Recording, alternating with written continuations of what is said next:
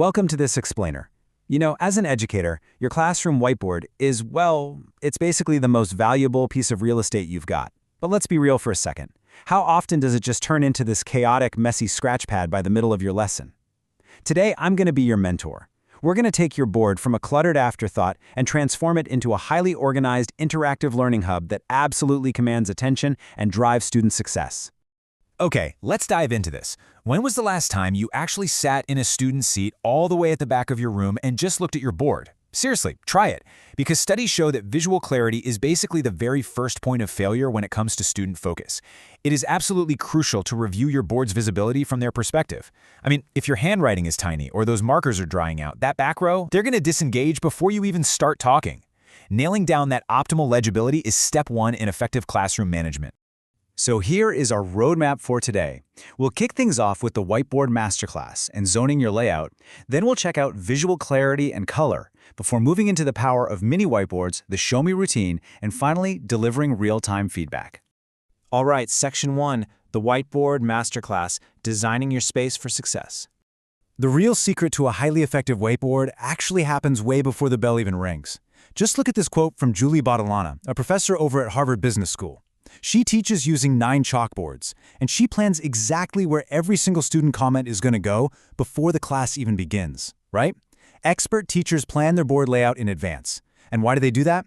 Because it lets students seamlessly track the whole flow of the lesson and what their classmates are saying, without getting totally lost in some random jumble of notes. Moving to Section 2, zoning your board layout, structuring the physical space.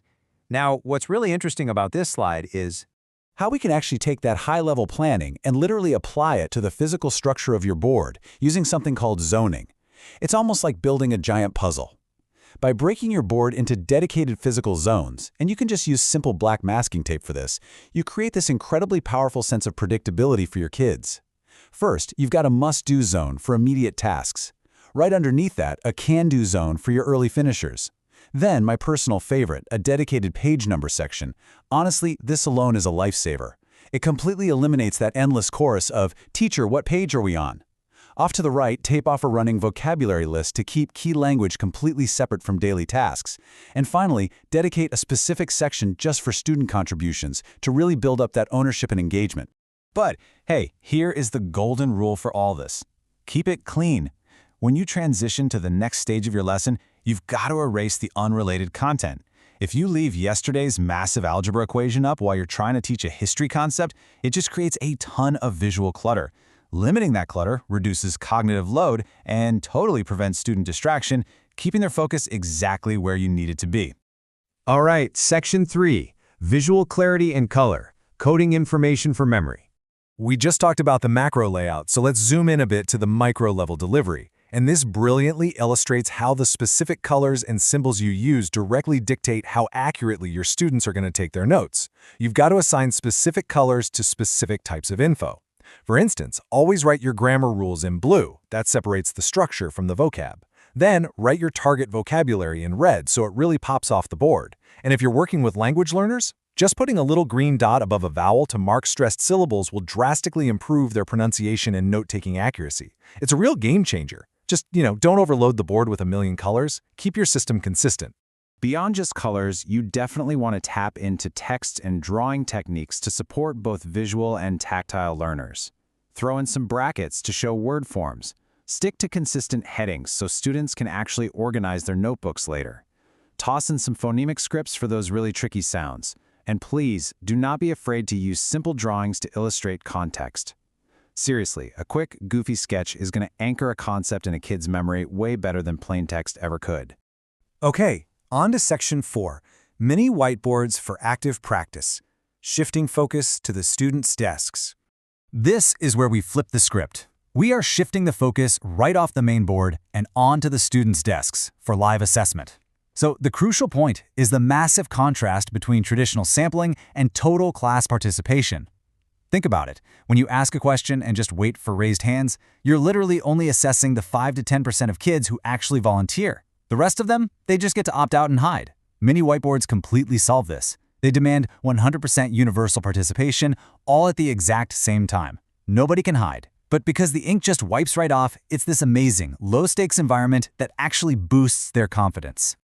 As educator Jamie Clark points out, these little boards turn internal thinking into something you can actually see. It's the clearest, quickest window into their brains. This temporary, low-stakes setup totally encourages kids to take risks.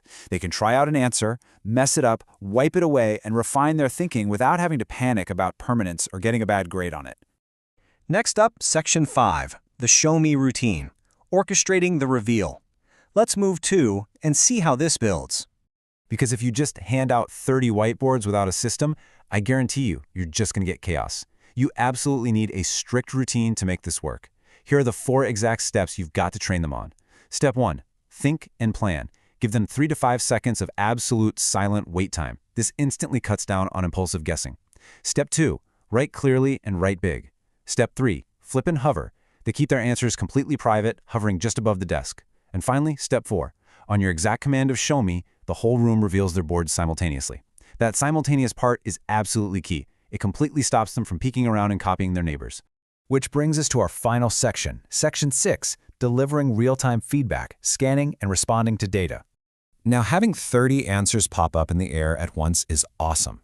But checking for understanding is really only useful if you do it fast enough to adapt your teaching right there in the moment. So when those boards go up, you need to scan the room systematically, moving from back to front. Why back to front? Because it minimizes distractions and makes it way harder for students to track your eyes and quickly change their answers. Sneaky, right? As you scan, you're looking for patterns or common misconceptions. You want to deliver short, super specific corrective feedback instantly. Something like, hey Sarah, double check your positive and negative signs. And then you use that instant data to make a call. If the success rate is looking good, great, move forward. But if it's below 80%, stop right there and reteach the concept immediately, before that learning gap gets any wider. Well, we've covered a lot today. Everything from macro-level masking tape zones and color coding, all the way to that incredible show me routine for low-stakes practice. So I want to leave you with this one provocative question. If you implement just a single one of these techniques tomorrow, whether it's taping off a dedicated vocabulary space or finally handing out those mini whiteboards, how will it transform the clarity and engagement in your classroom? Seriously, go reclaim your whiteboard real estate. It's quite literally the most powerful tool you have in that room. Thanks so much for joining me on this explainer, and I will catch you next time.